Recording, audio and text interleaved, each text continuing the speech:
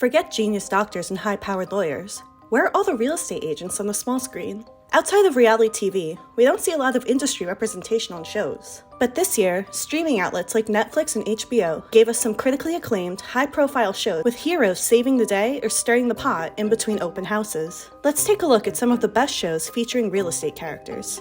Dead to Me starred Christina Applegate as a Laguna Beach realtor searching for her husband's killer in between listings. A new friend with a terrible secret brings hijinks and grim humor to the beautiful beach backdrop. The third and final season ended in November of this year.